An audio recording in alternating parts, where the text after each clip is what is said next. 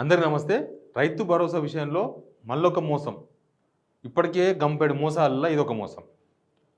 Cabinet meeting అయింది.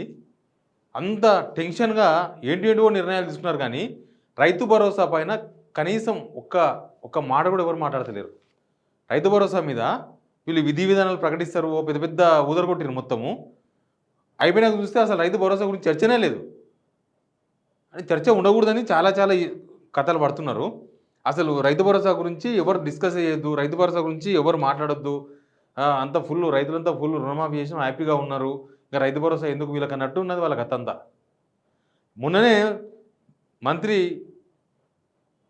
వ్యవసాయ శాఖ మంత్రి మాట్లాడిండు కదా. ఏమన్నాడు ఆయన?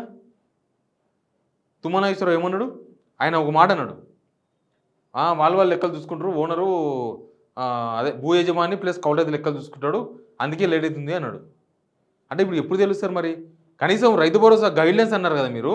గైడ్లైన్స్ కూడా తేల్చలేకపోతుందా ప్రభుత్వం? అంటే ఏంది అసలు? గైడ్లైన్స్ కూడా తేల్చలేనంత అసమర్థత ఏంది ప్రభుత్వానికి? రైతుల విషయాన్ని మాత్రం పట్టించుకోవద్దని డిసైడ్ అయినరా? హైడ్రాకు ఫుల్ పవర్స్ ఇస్తారు, దానికి ఇది చేస్తాం, ఆయనకి ఇది చేస్తాం, ఆయనకు ఒకటి బెచ్చం గుట్టిస్తాం, ఇదే ఉన్నది లెక్క.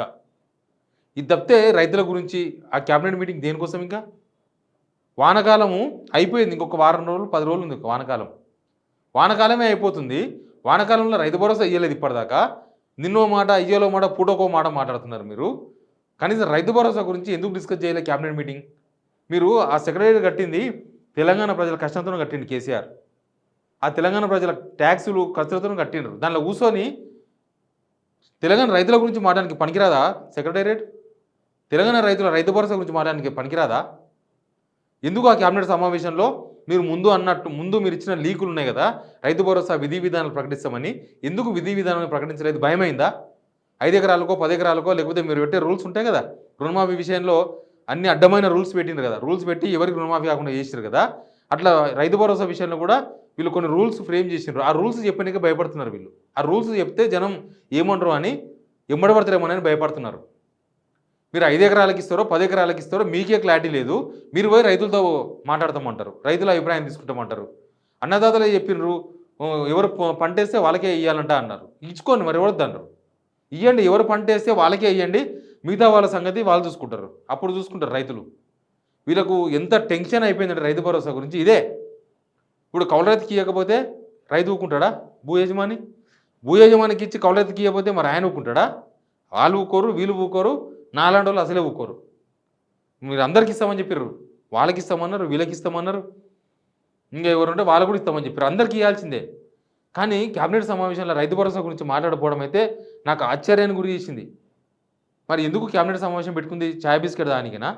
బిస్కెట్లు తినుకుంటా ఛాయ్ దానికి ఆడబెట్టుకున్న దుకాణం అంతసేపు 3 గంటలని పెద్ద గొప్పగా చెప్పుకున్నారు. క్యాబినెట్ సమావేశం 3 గంటలు జరిగింది అంటే 3 గంటలలో నాకు తెలిసి ఇంకా రైతుల గురించి ఒక్క సబ్జెక్ట్ అని ఉండదా?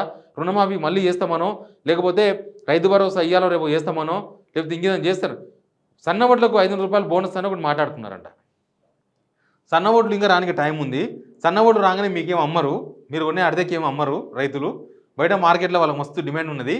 రేపు అకాల వర్షాలు వచ్చి కలర్ మారి కొట్టుకుపోయి కింద మీద ఉన్నప్పుడు మీ 500 రూపాయల బోనస్ కథ అర్థమైంది. అది కూడా మోసమైంది అని అందరు ఇప్పటికే అనుమానం వచ్చేసింది. 500 రూపాయల బోనస్ అనేది కూడా దీని కింద కూడా ఏదో మంట ఉన్నది. అసలు మీరు అన్నిటికీ 500 బోనస్ ఇస్తామని, సన్నోడ్ల కాడికి ఇస్తామనేది ఒక పెద్ద బొక్క. ఇప్పుడు ఆ 500 రూపాయల బోనస్కు కరెక్ట్గా ఇచ్చే టైంకు ఏమేమి లింకులు పెడతారో కూడా తెలియదు. అదొకటి ఉంది, పెద్ద కథ నడుస్తుంది. కానీ రైతు భరోసా వారం రోజులు అయితే అయిపోతుంది వానాకాలము. రైతు భరోసా ఇస్తామనుకుంటున్నారా, ఇవ్వద్దు అనుకుంటున్నారా? ఇట్లే రూల్స్ పేరు చెప్పుకుంటా మీరు కొట్టుకొని సావండి చెప్పి భూ యజమానులకు కౌలు రైతులకు మధ్యలో పంచాయతీ పెట్టి చెప్పుకుంటా ఇంకా రైతు లేదు, భరోసా లేదు, ఏం లేదు, మాకు భరోసా ఉంది చాలు, మాకు 5 ఏళ్ళ వరకు మమ్మల్ని ఇవ్వడం దింపేది లేదు, మా ఆల్రెడీ 9 నెలలు అయిపోయింది, ఇంకా 4 సంవత్సరాలు 3 నెలలు ఉంది మా కాలం, మమ్మల్ని ఇవ్వడం ఏం చేయలేడు, ఏ రైతు కూడా ఏం చేయలేడు. రైతులు కలుపు తీస్తారు, కలుపు తీయడం వాళ్ళకి అలవాటే రైతులకి. ఆ కలుపు తీసిన వాళ్ళు మిగతా కలుపు తీయడం కూడా పెద్ద పనేం కాదు, మీ కలుపును కూడా తీస్తారు తిక్కలేస్తే. ఎందుకంటే స్టార్టింగ్కి వెళ్ళి రైతుల విషయంలో చాలా నిర్లక్ష్యంగా పేరుకు రైతు ప్రభుత్వం అని చెప్పి పంచలు కట్టుకొని తిరుగుతున్నారు తప్ప అసలు రైతుల విషయంలో ప్రతిసారి మోసమే. రైతు భరోసా విషయంలో యాసంగిలో రైతు బంధు అప్పుడు మోసమే జరిగింది. అప్పుడు ఎవరికి ఇచ్చారో ఎవరికి ఇవ్వలేదో ఎవరికి తెలియదు. ఇవాళ ఇంతమంది, రేపు ఇంతమంది, మళ్ళీ ఆగి మళ్ళీ ఒక రోజు కొంతమందికి, మళ్ళీ ఎలక్షన్ వచ్చిందని చెప్పేసి కొంతమందికి, ఒక్క పూటనే అయిపోయిందని ఇంకో కొంతమందికి, ఎలక్షన్ కమిషన్ ఆపిందని వాళ్ళే కంప్లైంట్ తీసుకొని ఆపుకొని కొంతమందికి ఇవ్వలే, మొత్తానికి ఇవ్వలే. ఇక ఇప్పుడు మళ్ళీ వానాకాలంలో ఇస్తారేమో చూడాలి ఎట్లా ఇస్తారో అంటే ఇవ్వలే. ఇప్పటిదాకా ఇవ్వకుండా క్యాబినెట్ సమావేశం పెట్టుకొని మీరు ఏసీలో కూర్చొని మాట్లాడుకుంటున్నా క్యాబినెట్ సమావేశం. రైతు భరోసా గురించి మాట్లాడని క్యాబినెట్ ఎందుకు ఇంకెందుకు? అర్జెంట్ కదా క్యాబినెట్ సమావేశం పెట్టి దేనికోసం? అర్జెంటుగా గొంతు మీద ఏమున్నాయి, జనాలకి ఇప్పుడు అవసరం ఏముందో దాని మీద మీరు పెట్టాల్సింది. రైతు భరోసా వల్ల నాకు ఒక ఆయన భువనగిరి ఏరియా నుంచి ఒక చారీసాబ్ ఫోన్ చేశాను మొన్న. చారీసాబ్ రైతు భరోసా సార్, రైతు భరోసా ఎప్పుడు వస్తుంది సార్ అన్నాడు ఆయన. నేను అనుకున్నా చారీసాబ్ కదా, మరి పొలం ఉండి అడుగుతుండేమో అని నేను ఎంతమంది అది ఇది మాట్లాడినా, ఏమో చారీసాబ్ ఇక్కడైతే ఏం చర్చ లేదు గవర్నమెంట్లో, వీళ్ళు ఇస్తారని గ్యారంటీ లేదు, మీకు ఎంత పొలం ఉందని అడిగినా. నాకేం పొలం లేదు సార్ అన్నాడు ఆయన. మరి ఏం పొలం లేకపోతే నీకేం వస్తుంది రైతు బంధు? రాదు కదా, నువ్వు మన కౌలుకు తీసుకున్నావా అని అడిగినా. లేదు సార్ కౌలుకు లేదు, ఏం లేదు, అసలు నేను పొలమే వేయను అన్నాడు. మరి పొలం లేదు, పొలం చెయ్యరు, మళ్ళీ మీకు ఎట్లా వస్తుంది రైతు భరోసా గురించి ఎందుకు అడిగినంటే ఆయన ఒక మాట చెప్పిండు, నా కళ్ళ నిలిరి ఆయన చెప్పిన మాట. సార్ రైతులకు రైతు బంధు రైతు భరోసా వస్తే వాళ్ళు పైసలు అప్పటికి అక్కడికి అడ్జస్ట్మెంట్ చేసి పంటలు చేసుకుంటారు, ఆ పైసలతోన ఈ పెన్షన్స్ అవి ఇవన్నీ దాపెట్టుకొని ఈ రైతు భరోసా వచ్చినప్పుడు సార్ మాకు 2 నెలలు 3 నెలలు పని ఉంటుంది సార్. 2 నెలలు 3 నెలలు వాళ్ళు మనమరాలకు కాళ్ళకు కడియాలని, చెవులకు ఏదో రింగులని, ఇంకేదేదో రకరకాల చిన్న చిన్న వస్తువులు చేయించుకోనికి మా దగ్గరకు వస్తారు సార్. మాకు 2-3 నెలలు పని ఉంటుంది సార్. 2 సార్లు రైతు భరోసా రైతు బంధు ఇస్తే మాకు 6 మంత్స్ పని దొరుకుతుంది. 2 సార్లు వచ్చినప్పుడల్లా 6 మంత్స్ ఈ రైతులందరూ పెద్దోళ్ళందరూ కూడా వాళ్ళకు ఫ్యామిలీలో ఏదో ఒకటి చేపిద్దామని పైసలు ఆడ పైసలు దాపెట్టుకుంటారు కదా, అవన్నీ తీసుకొచ్చి మాతో నా బంగారమో వెండో ఏదో ఒకటి కొనుక్కోపోతారు సార్. మాకు అట్లా 6 నెలలు పని దొరుకుతుంది సార్. కానీ ఎప్పుడైతే ఈ పోయిన యాసంగికి టైం వేస్ట్ చేసి ఎప్పుడో టైంపాస్ చేసి ఎప్పుడో ఒకసారి ఇచ్చినరో అప్పటి నుంచి మా ప్రాబ్లం స్టార్ట్ అయింది.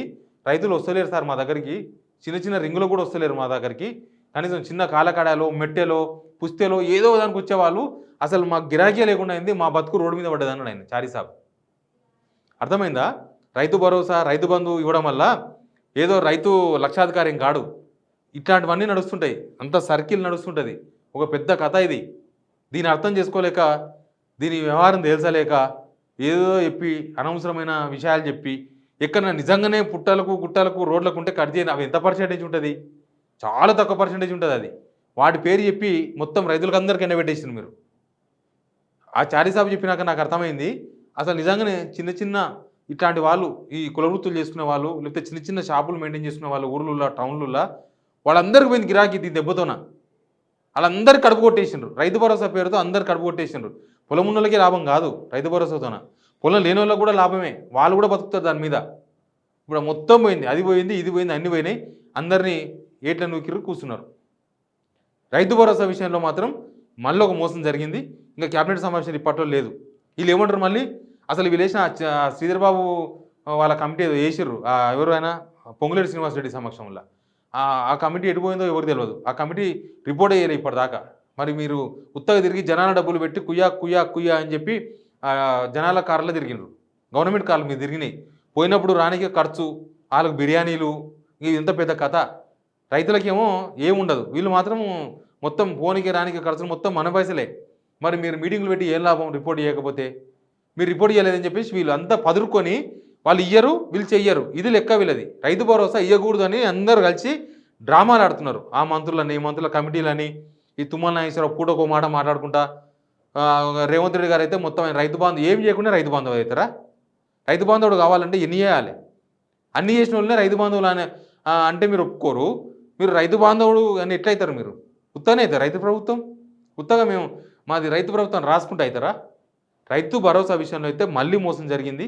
ఇక ఇప్పట్లో వానాకాలం పంటకు అంతే ఉన్నట్టుంది కథ. ఇప్పుడు చెప్పడానికి నా దగ్గర అప్డేట్ కూడా లేదు రైతు బంధు గురించి, రైతు భరోసా గురించి వాళ్ళు ఏం డిస్కస్ చేస్తలేరు. Please subscribe signal TV.